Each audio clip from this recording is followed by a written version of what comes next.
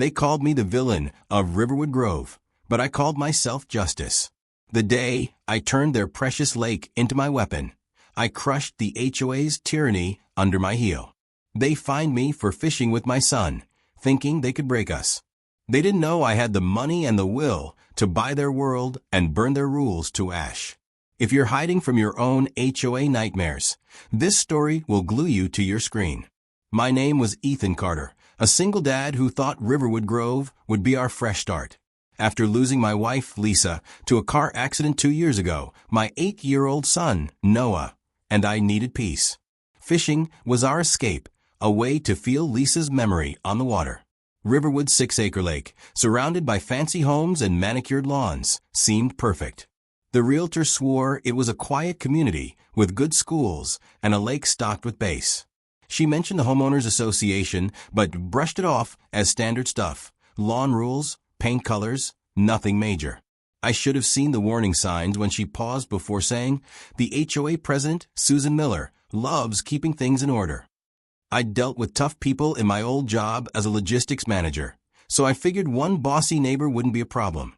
How wrong I was. It was a sunny Saturday in June when Susan struck. Noah and I were at the lake's small dock, rods in hand, laughing as he reeled in a tiny bluegill. It was the first time I'd seen him smile in weeks. Then a sharp voice sliced through our joy. "What do you think you're doing?" Susan Miller, late 50s, stood there in crisp yoga pants and a tablet, her blonde hair in a tight bun. She looked like she'd just caught us stealing. "Fishing with my son," I said, keeping my tone light. "I'm Ethan Carter. We moved to Maple Lane last month." I offered my hand, but she ignored it, tapping her tablet like a judge. "Mr. Carter, fishing is banned in this lake. It's an HOA violation. I'm Susan Miller, president." Her voice dripped with authority. "You'll be fined $600. Noah froze, his little hands clutching the rod. "There's got to be a mistake," I said, staying calm. "The realtor said fishing was allowed. It's why we picked this place." Susan's smile was cold. "The rule changed last month. We emailed everyone. Ignorance isn't an excuse." I checked my email later, spam folder included, and found nothing. Something fell off. Why ban fishing in a stocked lake? I asked her, "Why the sudden rule?" "We're careful we release the fish." She glanced at our cheap tackle box with disgust. "It's about safety and aesthetics. Fish smells bother residents enjoying their lake views." Her tone hinted at something personal, like we didn't belong in her perfect community. Noah's eyes welled up as she walked away, her sneakers silent on the grass. "Dad, why is she so mean?" he whispered. I didn't have an answer, but anger burned in my chest. This wasn't just about a fine. It was about control. That night, I started digging into the HOA. Susan had been president for 7 years, running it like her kingdom. She owned a landscaping business, which conveniently got all the HOA's contracts. Social media showed her hosting fancy lake parties, sipping wine while banning others from fishing. Then I found a clue in the HOA bylaws. The lake was leased from Grove Properties, the original developers, not owned by the HOA. The lease was set to expire in 3 months. My old logistics brain kicked in. If Susan was tightening rules, maybe she had bigger plans for the lake. I needed to know more, but I couldn't do it alone. The next morning, I met Jack Thompson, a retired accountant who lived 2 streets over. He was walking his dog and gave me a knowing look when I mentioned Susan. "You've met the queen bee," he said with a chuckle. "She fined me $400 for a birdhouse last year. Come by for coffee, I've got stories." Jack's house was cluttered with tax books and old photos. Over coffee, he pulled out a folder. "The lake's not theirs," he said. "Grove Properties owns it, but they're in debt. Susan's been cozying up to them, probably wants to buy it cheap." That was the spark I needed. If Susan was after the lake, I'd make sure she never got it. But first, I had to play her game and find out who was really pulling the strings. Jack's words stuck with me as I left his house, the folder of HOA documents tucked under my arm. Susan wasn't just a control freak. She was playing a bigger game. I spent the next few days digging deeper, my laptop glowing late into the night while Noah slept. Grove Properties was in bad shape, selling off land to dodge bankruptcy. The lake, valued at $250,000, was one of their last assets. Susan's landscaping business had contracts with Grove, which raised red flags. Was she trying to snag the lake for herself? I needed proof. At Jack's suggestion, I met Sarah Brooks, a librarian who'd lived in Riverwood for a decade. She had a knack for finding hidden records. Susan's been buying up homes here, Sarah said over coffee at her cozy kitchen table. When people get fined too much, they sell cheap. Her company flips them for profit. Sarah showed me property records. Susan's business, Miller Landscaping, used shell companies, Greenview LLC, Oak Ridge Holdings, to buy 6 homes in 5 years. All were sold after HOA fines drove owners out. My gut twisted. This was a racket, and Noah and I were her latest targets. I asked Sarah, why is she after the lake? She leaned in, voice low. Rumor is she wants to build condos. The lease ends soon, and Grove's desperate to sell. That was my first twist. Susan wasn't just enforcing rules. She was clearing the path for a real estate grab. I decided to test her. The next HOA meeting was in the community center, a sterile room with folding chairs. Susan stood at the front, tablet in hand, preaching about community standards. I raised my hand. Can we discuss the fishing ban? It's a stocked lake, and I never got the email. Her eyes narrowed. Mr. Carter, the rule protects our property values. You were notified. A few residents nodded, but others looked uneasy. An older man, Tom Reed, spoke up. I didn't get that email either. Susan's smile tightened. Check your spam. Next topic. After the meeting, Tom pulled me aside. She fined me $300 for my mailbox last month. Something's fishy. He wasn't wrong. That night, I found an online forum where Riverwood residents vented anonymously. Posts detailed Susan's tactics. Fines for minor things like flower pots or car decals, always targeting new families or minorities. One post claimed Susan bribed a Grove exec to push the fishing ban. My heart raced. If true, this was my weapon. I reached out to the poster, Lake Watcher, and got a reply from someone named Maria Lopez, a nurse who'd moved out after Susan's fines bankrupted her. Over the phone, Maria's voice shook. Susan offered me $500 to keep quiet about her Grove deal. I said no, and she doubled my fines. That was twist number 2. Susan was bribing residents to hide her scheme. I needed hard evidence. Jack connected me to his old friend, Greg Patel, a private investigator who owed him a favor. Greg met me at a diner, his notebook scribbled with notes. Susan's meeting Grove execs at her office tomorrow night, he said. I can get in, but it's risky. I nodded. Do it. The next evening, Noah asked, Dad, why were you so stressed? I hugged him. Just fixing something, buddy. We'll fish again soon. Greg called at midnight. Got photos. Susan's paying a Grove guy, Mark Evans, cash. They're planning to split the lake sale profits. My jaw dropped. Twist 3. Susan wasn't just buying the lake. She had a partner in Grove. Greg sent me blurry photos of Susan handing Mark an envelope. It wasn't enough for court, but it was leverage. I started planning. If Susan wanted the lake, I'd beat her to it. My old job gave me contacts in finance, including a banker, Rachel Kim, who knew Grove's debts.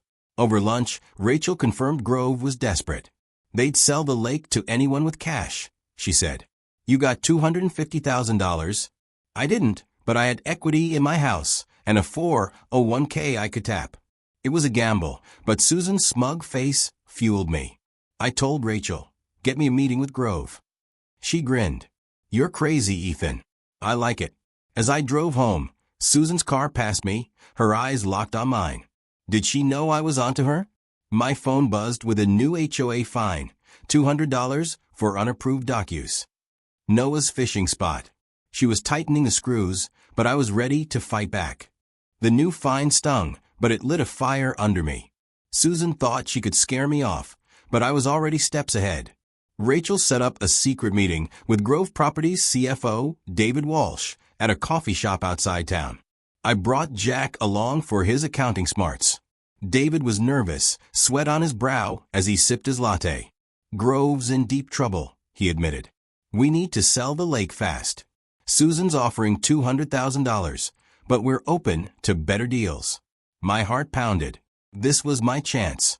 I'll pay $250,000, I said, voice steady despite my nerves. David's eyes widened. You got that kind of cash? I nodded, though my stomach churned. I'd need to liquidate my savings and take a loan against my house. Jack gave me a look, but stayed quiet.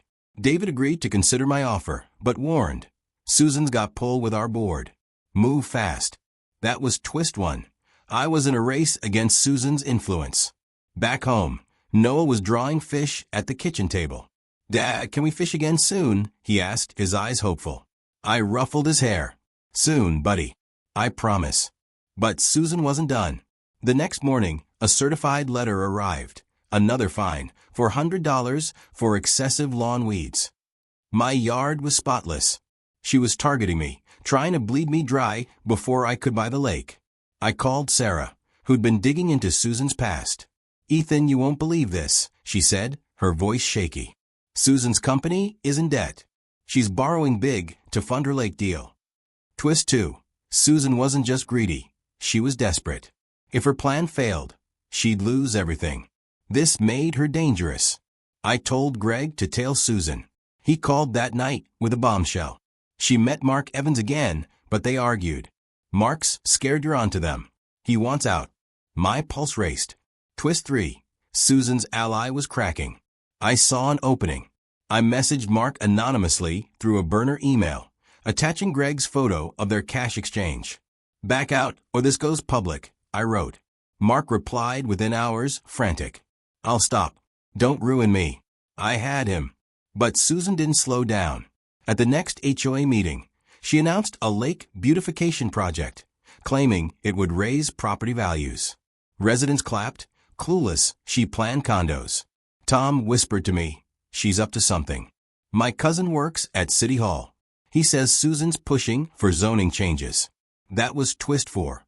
Susan was lobbying to make her condo plan legal before the lease expired. I needed allies. Jack introduced me to Lisa Nguyen, a young lawyer who'd been fined $500 for her kid's trampoline. Over beers at her patio, Lisa shared her own run-in with Susan. She said my family didn't fit Riverwood's vibe. It's personal with her. Lisa's data showed Susan's fines hit new residents and minorities hardest. She's running a scam, Lisa said. Let's fight back. We formed a small group, me, Jack, Sarah, Tom, and Lisa. We met at Sarah's library, sharing stories of Susan's abuse. Maria joined via video call, her voice fierce. She ruined my life. I'm in. Our group grew, a quiet rebellion brewing. Noah noticed my late nights. Dad, are you okay? He asked one evening, his small hand on mine. I'm fixing things, Noah, I said. For us. Then Susan upped the ante. My doorbell rang at 7 a.m. A city inspector, tipped off by Susan, claimed my dock was unsafe. I had 48 hours to remove it or face a $1,000 fine. This is harassment, I told the inspector. He shrugged. Take it up with the HOA. I called Rachel. Susan's pulling strings at City Hall. Can you get me to Grove's board? She worked her magic, and 2 days later, I pitched my offer to Grove's chairman, Paul Hayes. I'll pay $260,000 cash, no strings, I said, upping my bid. Paul leaned forward. Susan's got friends here, but your money talks louder. As I left, my phone buzzed, a text from Greg. Susan knows you met Grove. She's furious. Twist 5. Susan was on to me. That night, my mailbox was smashed, and leave was spray painted on my garage. Noah saw it and cried. Why do they hate us, Dad? I hugged him tight, my resolve hardening. Susan had gone too far. I wasn't just fighting for the lake anymore. This was war. The spray paint on my garage felt like a punch to the gut, but it only made me fight harder. Noah's tears were fuel. Susan thought she could scare me, but she'd picked the wrong guy. I snapped photos of the vandalism and sent them to Greg. Find out who did this, I said. He called back that afternoon. Caught a kid from the neighborhood on a security cam. His dad works for Susan's company. Twist 1. Susan was using her employees' families to intimidate me. I wasn't surprised, but it raised the stakes. She was desperate enough to cross lines. I filed a police report, but the officer, a friend of Susan's, brushed it off. Kids being kids, he said. I knew I was on my own. Rachel called with good news. Grove's board is leaning your way, Ethan. Susan's offer is stalled. They don't trust her debts. Sign the papers tomorrow, and the lake's yours. My heart raced. I was close, but Susan's next move hit fast. That evening, a new HOA email went out. Emergency lake maintenance fee, $800 per household. Residents were furious. At an impromptu meeting, Susan stood smug. It's for water quality, she lied. Lisa whispered to me, she's funding her lake bid with our money. Twist 2. Susan was stealing from the community to beat me. I stood up. Where's the proof we need this? Show us the water tests. The room went quiet. Susan's face reddened. Mr. Carter, sit down. This is for Riverwood's future. But murmurs spread. Tom backed me. Yeah, show us. Susan stormed out, claiming a migraine. Our group met at Sarah's that night. Maria had a bombshell from her old files. Susan forged water quality reports last year to justify fines. I've got copies. Twist 3. Susan's lies were documented. We had her. I told the group, spread this. Let everyone know what she's doing. By morning, the neighborhood chat was buzzing with Maria's files. Residents were done with Susan's games. But she wasn't out yet. Greg texted me at noon. Susan's at the lake with a crew. They're dumping something. I raced there with Lisa. We found Susan's workers pouring barrels of murky liquid into the water. Stop. I yelled. Susan spun around, caught. This is routine maintenance, she snapped. Lisa filmed it. Looks like pollution to me.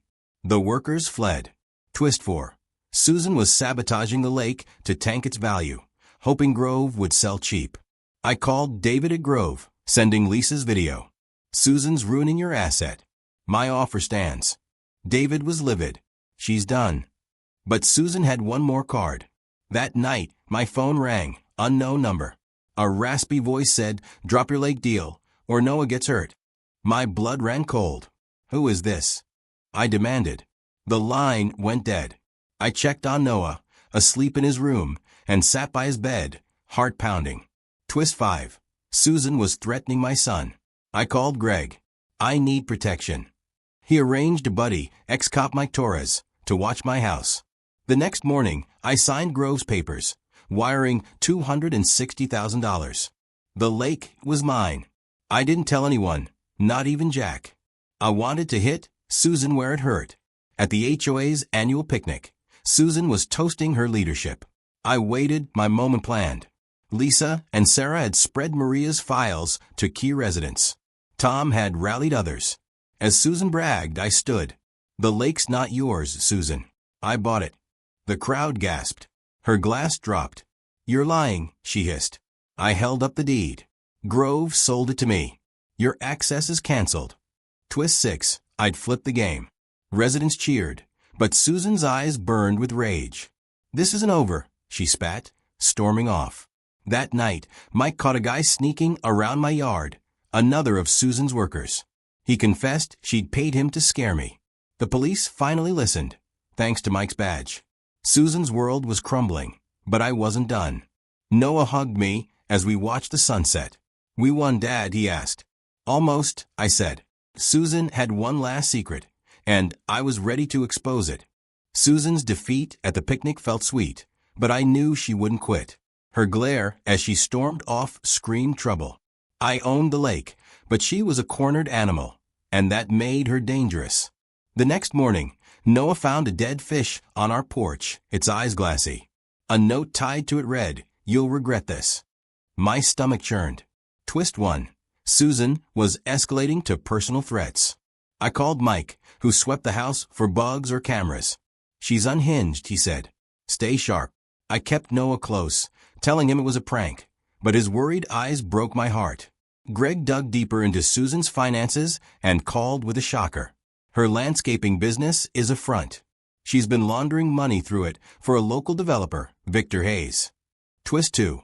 Susan wasn't just a greedy HOA tyrant. She was tied to bigger crimes. Victor was Paul Hayes' brother, the Grove chairman who'd sold me the lake. The plot thickened. I met Lisa at her office to plan. If Victor's involved, Susan's got muscle, she warned. We need to expose her publicly. Sarah joined us, pulling up bank records she'd hacked from a public database. Susan's been funneling HOA fees to Victor's accounts, she said. Twist 3. Our HOA dues were funding her criminal side hustle. We had enough to bury her, but timing was key. Susan struck again that afternoon. An HOA email claimed I'd stolen the lake, urging residents to boycott me. Some neighbors stopped waving, but others, like Tom, stood by us. She's desperate, Tom said at our next group meeting. My cousin at City Hall says she's losing her zoning push. Then Maria dropped a bomb via video call. I found an old email from Susan to Victor. She planned to frame you for the lake pollution. Twist 4. Susan was setting me up as the bad guy. I felt the walls closing in. That night, Noah woke up screaming from a nightmare about the mean lady. I held him, promising we'd be okay, but doubt crept in. Could I protect him? Greg's next call flipped everything. Victor's cutting Susan loose. I recorded him telling his crew she's a liability. Twist 5. Her own ally was betraying her. I saw my chance. I told Greg, leak that to the police. He did anonymously, and the cops raided Susan's office the next day. She wasn't there, but they found fake water reports and cash ledgers linking her to Victor. The neighborhood chat exploded. Residents were done with her lies. But Susan had one last play. At dawn, my phone buzzed with a video from an unknown number. It showed Noah's favorite fishing rod, snapped in half, floating in the lake. A text followed. Meet me at the dock. Alone. Or Noah's next. My blood ran cold. Twist 6. Susan was luring me into a trap. I told Mike, who insisted on backup, but I couldn't risk Noah. Stay with him, I said, grabbing my keys. At the dock, Susan waited. Her face twisted with rage. You ruined everything, she hissed. Sell me the lake, or I'll make your life hell. I stayed calm. You're done, Susan. The police have Victor's tape. Her eyes widened, then narrowed. You think you won? She pulled a knife, its blade glinting in the moonlight. Twist 7. Susan was ready to kill. I backed up, heart racing, when headlights flashed. Lisa and Tom had followed me, with Mike behind them. Drop it. Mike yelled, his gun drawn. Susan froze, the knife slipping from her hand. The cops arrived, cuffing her as she screamed about her rights. Noah ran to me from Lisa's car, safe. You okay, Dad? He asked, trembling. I hugged him tight. Yeah, buddy. We're okay. Susan's arrest was the talk of Riverwood, but I wasn't done. I had one more move to make sure her kind never hurt us again.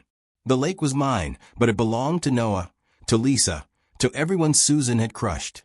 I started planning a final twist, one that would heal our broken community. Susan's arrest was a victory, but the air in Riverwood still felt heavy. Neighbors whispered about her crimes, and some glared at me, thinking I'd stirred up too much trouble. Noah clung to me more, scared she'd come back. I knew we weren't done. Susan's shadow lingered, and I had to make sure her schemes died with her downfall. The next day, Greg called with a jolt.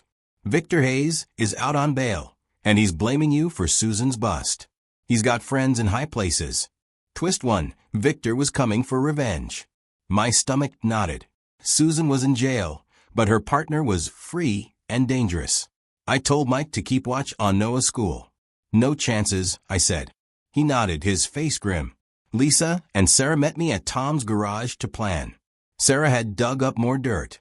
Victor's been buying HOA board members for years, she said, showing emails. 2 of them, Karen Walsh and Steve Grant, are still loyal to him. Twist 2. Susan's allies were still running the HOA, ready to pick up her fight. We needed them gone. Lisa suggested a recall vote. Residents are mad. We can push them out. But Karen and Steve struck first. An HOA notice went out, claiming I'd violated community harmony by buying the lake. They demanded a $2,000 fine and a public apology. The nerve of it burned me. At the emergency meeting, Karen smirked from the podium. Mr. Carter's actions threaten our values, she said. I stood up. You're protecting a criminal. Victor Hayes funded Susan scams. Gasps filled the room. Steve shouted, "That's slander." But Tom waved Sarah's emails. "We've got proof." The crowd turned, booing Karen and Steve. Twist 3. The community was finally fighting back. Karen stormed out, but not before hissing at me. "Victor will crush you." That night, Noah asked, "Dad, why's everyone so mad?" I knelt by his bed. "Some people don't like fairness, buddy. We're fixing that." But trouble kept coming. Greg texted at midnight. Victor's crew trashed the lake's dock. They're sending a message. Twist 4. Victor was hitting my property to scare me. I drove to the lake at dawn, finding splintered wood and spray-painted threats. Sell or else.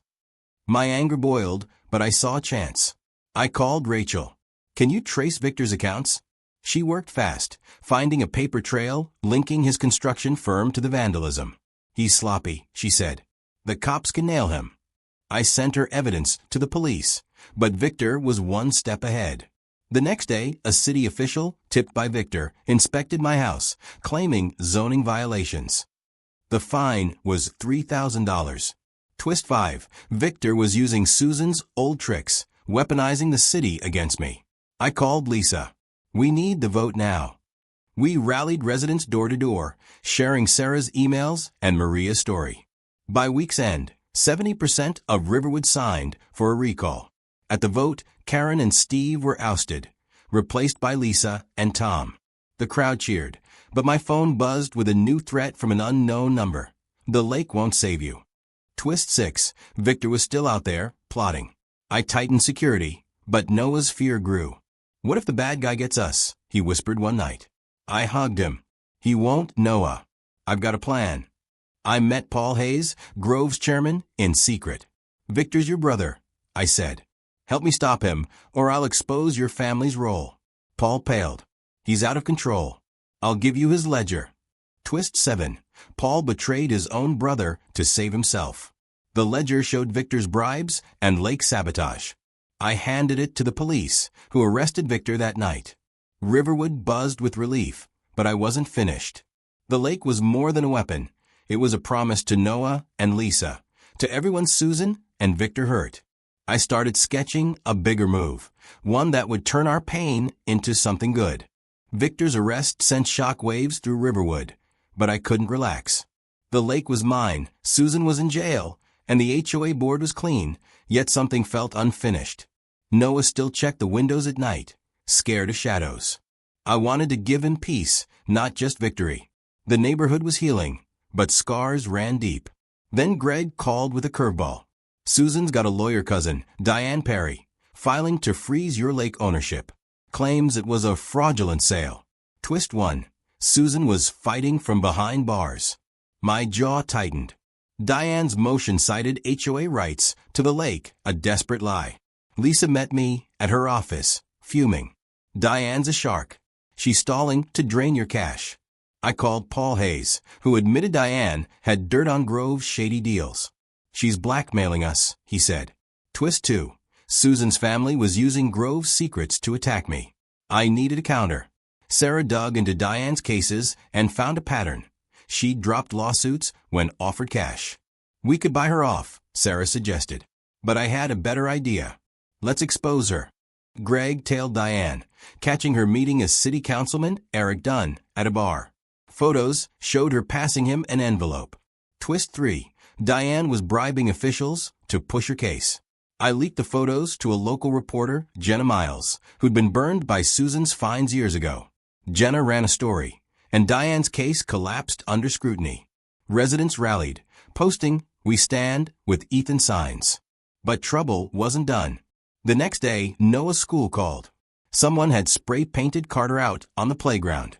My heart sank. Twist 4. Susan's loyalists were targeting my son.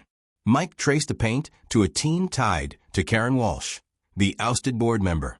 Karen was bitter, stirring up stragglers who still back Susan. I confronted her at her doorstep. "Call off your dogs," I said. She smirked. "You'll never belong here." That night, a brick crashed through my window. Noah screamed, hiding under his bed. "Why won't they stop, Dad?" he cried. I held him, my resolve steeling. Twist 5. Karen was waging a personal war. I told Lisa, we end this at the next meeting. We spread word that I'd reveal the lake's future. The community center was packed, tension thick. Karen sat in the front, glaring. I took the mic. Susan, Victor, and Karen tried to steal our lake. I bought it to protect us. Now I'm giving it back. Gasps echoed. I explained my plan. A community trust to own the lake, free for all residents, no HOA control. Lisa and Tom would oversee it. Twist 6. I was turning my victory into everyone's. Karen stood, red-faced. You're buying votes. But the crowd drowned her out, chanting Ethan. Then Jenna rushed in, holding her phone. Breaking news. Karen's been arrested for the vandalism. Twist 7. Karen's own crimes caught her. The room erupted in cheers. Noah, watching from the side, ran to me, smiling for the first time in weeks. You did it, Dad. I hugged him, but one last step remained. I met with Jenna after, sharing Paul's ledger and Diane's bribe photos. Run the full story, I said. Her expose hit, linking Susan, Victor, and Diane to a city-wide corruption ring. The councilman resigned, and Riverwood's faith in fairness grew. Noah and I walked to the lake that weekend, rods in hand. He cast his line, laughing as a fish tugged. This is ours now, right? He asked. I nodded. Ours and everyone's. But I knew the real fight wasn't just the lake. It was rebuilding trust. I had one final move to make sure Riverwood never fell to another Susan. Riverwood buzzed with new energy after Karen's arrest, but I sensed a lingering shadow. Noah's smiles at the lake were real now, yet I couldn't shake the feeling that Susan's grip wasn't fully gone. Her schemes had torn us apart, and I needed to make sure no one else could repeat her game. Greg called me at dawn, his voice tense. Found something big, Ethan. Susan had a silent partner on the HOA board, Claire Evans, Mark's sister. My heart sank. Twist 1. Another traitor was hiding in plain sight. Claire had seemed quiet, voting with Lisa and Tom, but Greg's photos showed her meeting Ray Holt, Susan's accountant, late at night. They're moving her stolen HOA funds, Greg said. Hundreds of thousands. I called Lisa and Sarah to my house. Noah was at school, safe with Mike watching. Sarah pulled up bank records. Claire's been siphoning dues into a shell company, Riverfront LLC, she said. It's tied to Susan's old deals. Twist 2. Claire was keeping Susan's scam alive. My anger flared. We'd fought so hard, and she was stealing our trust again. Lisa slammed her fist on the table. We end this now. Let's confront her at the next meeting. But Claire was slick. That afternoon, an HOA email from her hit inboxes, accusing me of mismanaging the Lake Trust. Ethan Carter's plan threatens our community, it read. Some neighbors, still wary from Susan's lies, started whispering. Tom called, furious. She's turning people against you, Ethan. Twist 3. Claire was using Susan's playbook to frame me. I told Tom, spread Sarah's bank records. Show them the truth. By evening, the neighborhood chat was on fire. Residents posted Claire's transactions, demanding answers. Noah came home, sensing my stress. Dad, is the mean lady's friend back? He asked, clutching his fishing rod. I hugged him. We're stopping her, buddy. For good. The HOA meeting was packed, air thick with tension. Claire stood at the podium, all smiles. I'm here to protect Riverwood, she began. I cut in, holding up Sarah's records. You stole our dues, Claire. Riverfront LLC is yours. The crowd gasped. Claire's face paled. That's a lie, she stammered. Lisa projected the bank transfers on a screen. Explain this, she shouted. Residents booed. Claire tried to run, but Tom blocked the door. You're not Susan, he said. You're done. Twist 4. The community trapped her. Mike stepped in, flashing his badge. Police are outside, Claire. Ray Holt named you. Her shoulders slumped as cops cuffed her. Cheers erupted, but I wasn't done. I took the mic. This lake isn't mine, it's ours. I'm signing it over to a community trust named Lisa's Haven for my wife. No HOA will ever control it. Noah ran to me, beaming. Like Mom's lake, Dad? I nodded, throat tight. Then Jenna rushed in, breathless. Susan just confessed everything. Victor, Claire the bribes. She's taking a plea deal.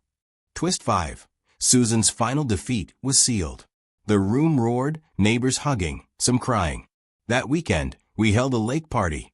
Kids fished, adults laughed, and Noah caught a huge bass. This is ours now, right? He asked, eyes bright. Forever, I said. But one last surprise came Monday. Greg found a hidden account. $50,000 of Susan's stolen funds. Twist 6. We could rebuild. I donated it to fix the dock and add a playground by Lisa's Haven. Riverwood wasn't just a place anymore, it was a family. The moral hit me as I watched Noah cast his line. Greed tears people apart, but standing together builds something stronger. Susan, Victor, and Claire thought they could break us, but we proved them wrong. Our lake, our trust, our home, it was all ours, earned through truth and fight. If your HOA's got you trapped, fight back. You might just win,